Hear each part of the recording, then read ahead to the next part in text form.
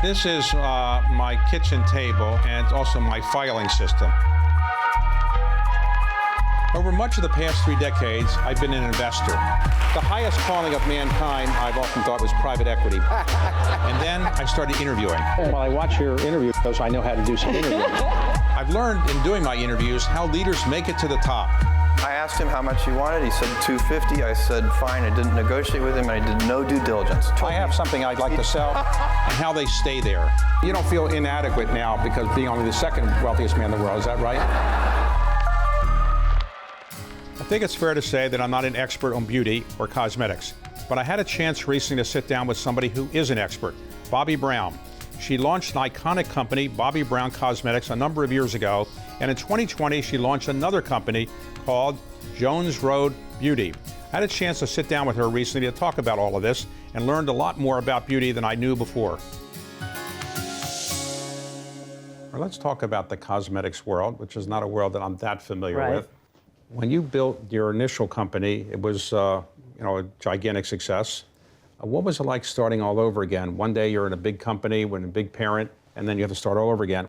You know, it was really exciting and invigorating. I felt like a young kid again when I started Jones Road.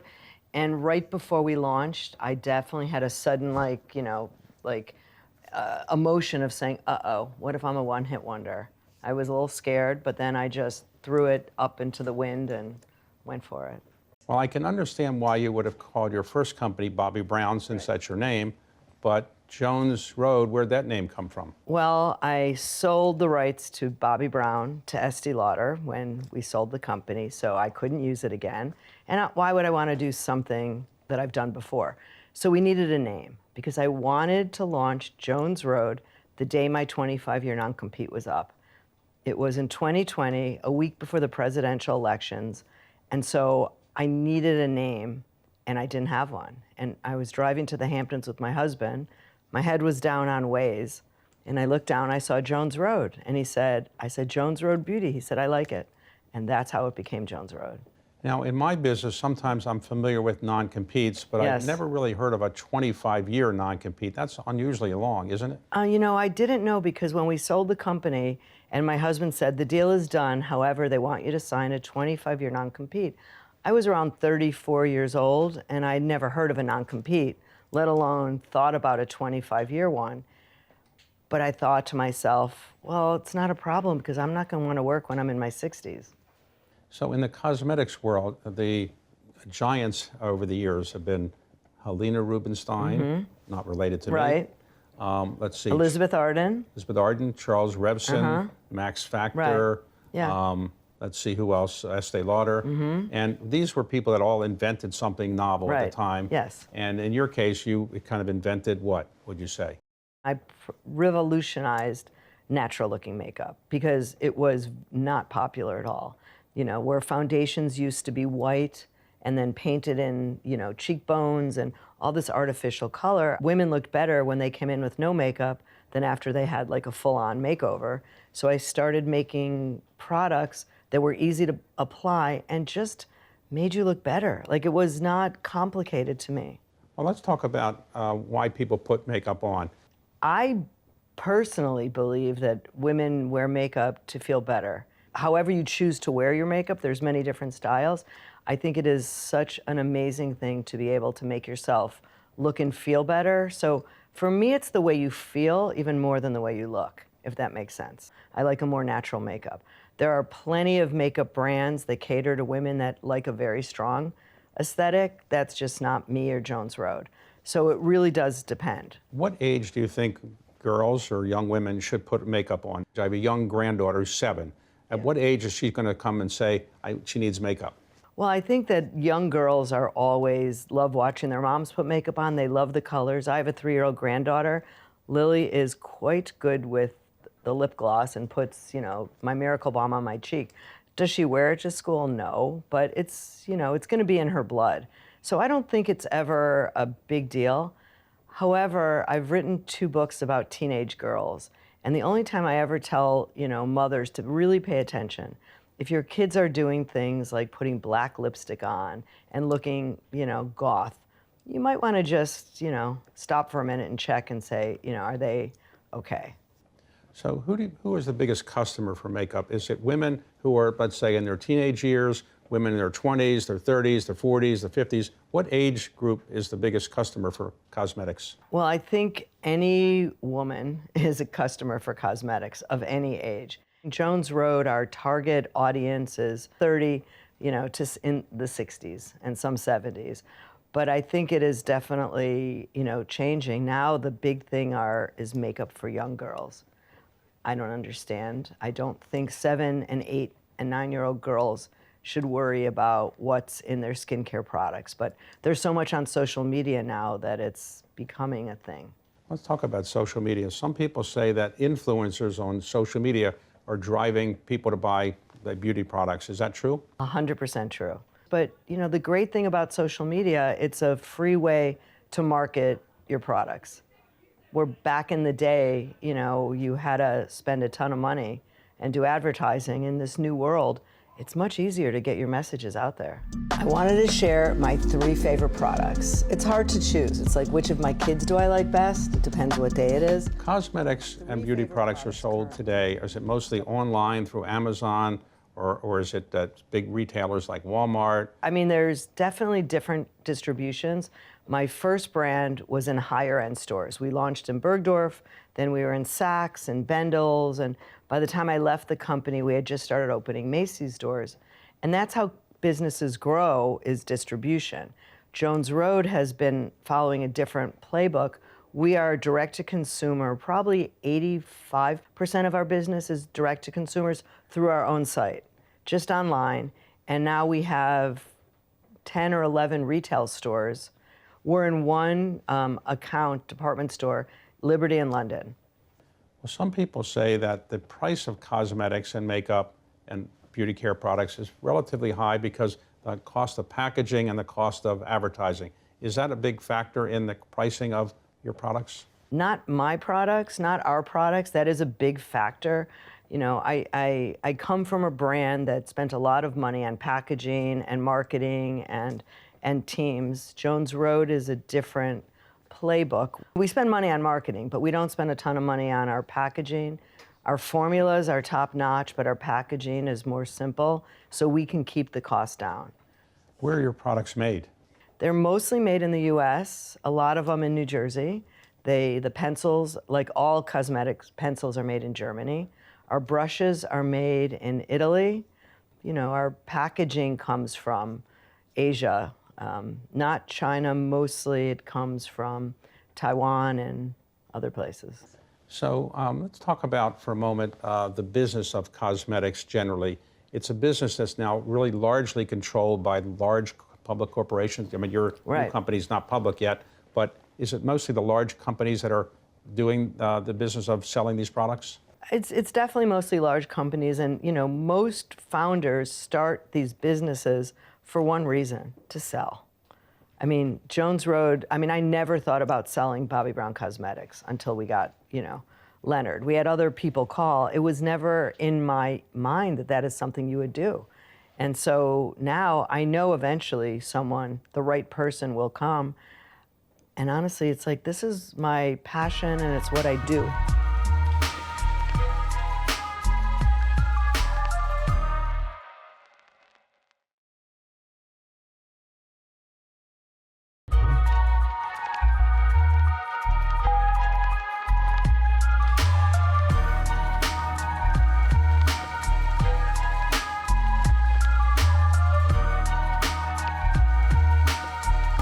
So the trick in makeup is to look like you don't have a lot of makeup. So yes. What is the no makeup look?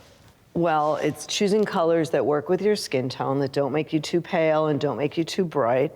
And if you are someone that is going to wear a little bit of powder on camera, I would probably just give you a little bit, and you're not going to look like you're wearing it. And by the way, it's not supposed to feel like you're wearing it. Wow. Like, look at how good you look. So people are going to come up to me in the next couple of minutes and say, wow, you look so great. Have you been on a vacation? Right. Then I've done my job. So what am I looking at here? This is the famous product that started it all. This is called Miracle Balm. And what you do, it's a skincare and makeup in one. And what it is you dip your finger in it, you take it like this, you Pat it on your cheeks. It gives you color, it gives you a glow. You could use it on your neck. You could even use it on your body. Comes in all colors, and this is a miracle to most women because it adds moisture and color to the skin. When there's new product, do you have to look at every new product and approve it before it goes out? I don't want to call myself a micromanager, but I ideate the product, I work with the team, I approve, and then I'm the one, a year later that says, uh-oh, something shifted, what happened? So yes, I am very involved.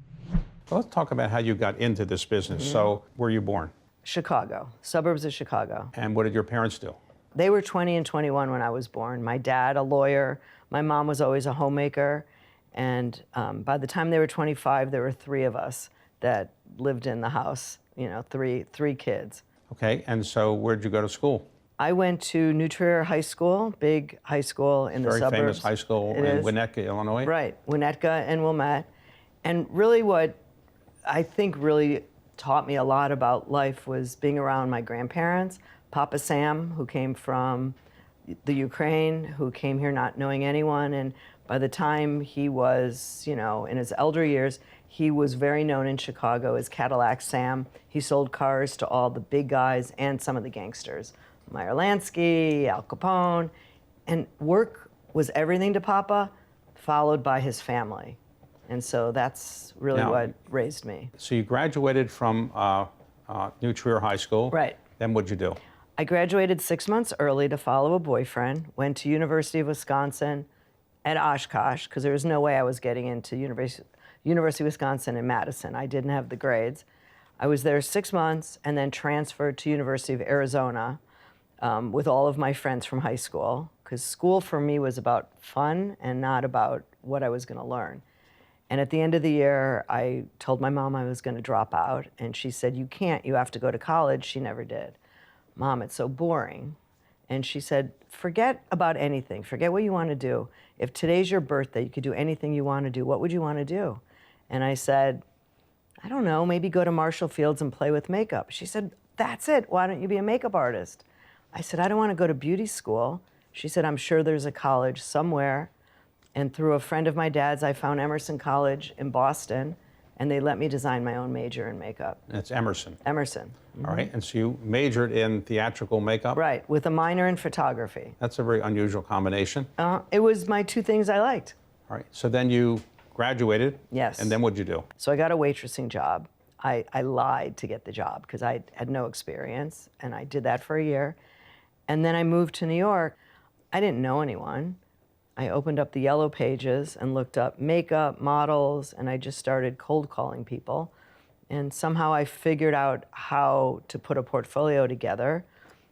And I started working as a freelance makeup artist. Really, the main thing I wanted was to be in fashion.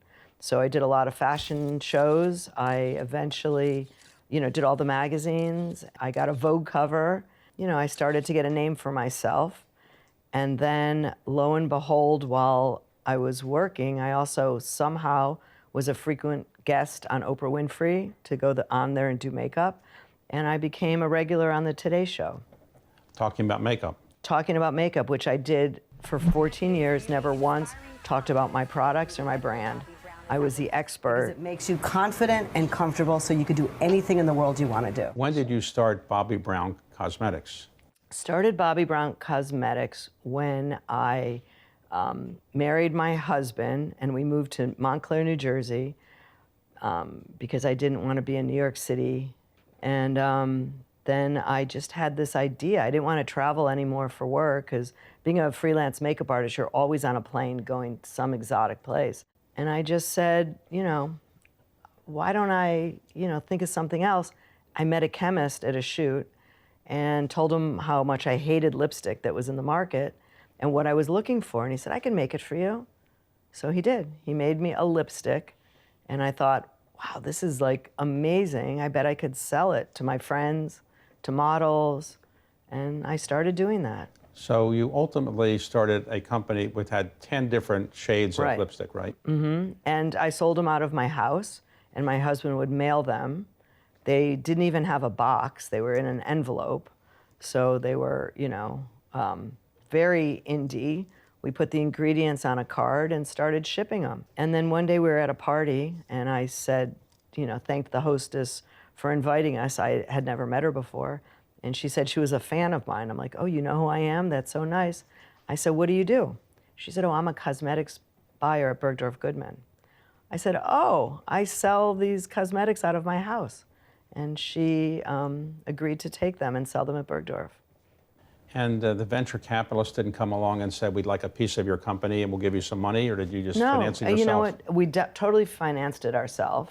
And, I didn't know those people back then. We had people reach out to us, when our business started to grow, that wanted to buy us. We weren't for sale until we got a call from Leonard Lauder, because I fell madly in love, at first sight.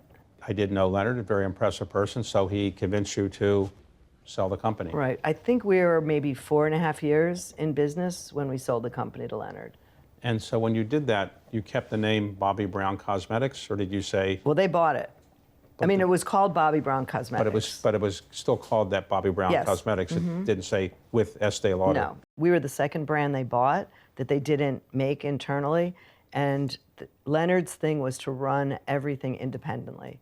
Everything about Leonard was supporting the founder, supporting the integrity of the brand. When we first joined Estée Lauder, I'll never forget, they wanted our lipsticks to be made in their lab. And so it was, we started the project and it was terrible. I couldn't recreate them properly. And finally Leonard got involved. He said, absolutely not. If you change them, women are gonna know. So no, we will work with the lab that makes your lipsticks. Well, Bobbi Brown Cosmetics, did they sell in the same place that Estée Lauder would sell, which is the big department Yes. stores? Well, when Leonard approached me, we were the #1 line in Neiman Marcus and Bergdorf. So we were beating Estée Lauder's in the store, and we did not even have a full line. It was really a phenomenon. So as you worked through Estée Lauder for some 20 plus years, Yeah. you were building the brand, and now when you left Estée Lauder, you decided to start a new company, right? Right. I left Estée Lauder. Did I quit or get fired? To me, I got fired. Why would they fire you? Because there was a lot of angst in the year or so before I left, and it's all in my biography, or in my memoir, so it's all out there. It was tough. Leonard wasn't as involved in the company, and there was a new, CEO and a lot of new things were happening, and it was not a good time at all. And so it was honestly really tough, and it's the best thing that ever happened to me, getting fired, if you want to know the truth. Okay, so because now you could start your own company, Yes. once the non-compete Right. wore off. Yes. But why not say, look, I already conquered the cosmetics world once, why do I have to do it a second time? Well, I wasn't planning on doing it. I didn't, when it first happened, it was 22 years of having a full calendar, full schedule, cars following me around, PR people, with clipboards following me around. And all of a sudden, it was gone. I didn't know what I was going to do, and I didn't think I was going to start another cosmetics company. If you could give advice to the 25-year-old Bobbi Brown, what would the advice be you wish you had known then, something you know now? She wouldn't have listened, but I would have told her to chill and relax. It's all going to be fine.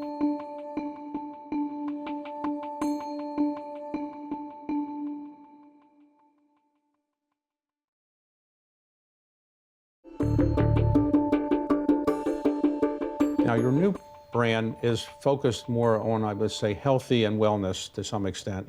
So why is it healthier to put on Jones Road than Bobbi Brown? Or what's different about it that makes it healthier? Well, when I started Jones Road, I was on my own, path to really being the healthiest version of myself. So I went back to school, got my degree as a health coach. I started only eating organic when I can. And I started cleaning up, what chemicals are in my products. And when I finally decided to really try to create a new beauty product, I was not going to do a traditional product. I really was curious if it was even possible to create something out of clean, because the market had shifted where women wanted clean makeup. So I didn't do it because I didn't believe in traditional. I did it because I didn't know if it was possible to do, and I proved that it was. And can you tell if they're wearing one of your products? Usually if there's a nice sheen and a highlight on the cheek, I could, and I know, and often people come up to me and they point to something and say, Dusty Rose, sun-kissed. And you say, buy more? No, I say, great. So today, if I wanted to start a company, and I wanted to be Bobbi Brown, and I want to start a cosmetics company, what would you recommend that I do? Well, first of all, there's nothing easy in life in general. But if you're a kid that is just coming out of college or even business school, I'd say go work for someone for a year. Go really learn what you can before you start something, and maybe start ideating and thinking what your company would be before you decide to do it. Don't start with a deck and investment. People make that mistake. Start with a product. So today, if you were going to build this company out, is it your goal to ultimately find another Estée Lauder, or to just take it public, or just keep it private and owned by the family? I don't know. I'm 68 years old. It's been 5 years. The business is growing. We do get a lot of calls from probably people that you have lunch and dinners with. We're self-funded. I don't need any money. We have enough cash in the bank to do what we want to do, but I don't know what's going to happen in the future. I'm not opposed to the right situation on something. I just don't know what it is, and that's okay. And do you try to expand your product outside the United States at this point, or is it too small right now to go outside the United States? No, we are available in Canada, we are available in the UK, and now we're available in Europe. So, not freestanding stores yet. I really want a freestanding store in London because that's one of our biggest markets. So what are the most important beauty secrets you would give to somebody? 2 or 3 beauty secrets. Well, I would say, first of all, worry about your inside more than your outside. Take care of your health. Number 2 is worry about, your skin. Don't smoke, wear sunscreen. And third, just wear makeup so it just makes you look better. End of story. Now, did your parents live to see your success? Yes, my father is still alive. My dad's 90. He has proven how proud he is of me. He's told me, and he always says, I know you're not done, and I know I'm going to keep hearing things. So if you could give advice to the 25-year-old Bobbi Brown, what would the advice be you wish you had known then, something you know now? She wouldn't have listened, but I would have told her to chill and relax. It's all going to be fine. She wouldn't have listened, because I still haven't figured out how to chill and relax. Now, presumably, the most important thing in life is personal happiness, which is also the most elusive thing in life. So as a result of having built these companies, I assume you're personally very happy with what you're doing now? I'm so incredibly lucky because I'm married 37 years. I still adore my husband. I have 3 sons, 2 grandkids. We are, all very close. And, I have not only old friends, I have new friends, people I've just met. So I feel very, very happy. And my, Jones Road is a very young team, but they're my new posse. Well, you're young to worry about legacies, but what would you like your legacy to ultimately be? I hope my legacy will be that I was there to help people feel good about themselves and teach people how to be confident, because I've figured out the secret of confidence. All it is feeling comfortable in your skin.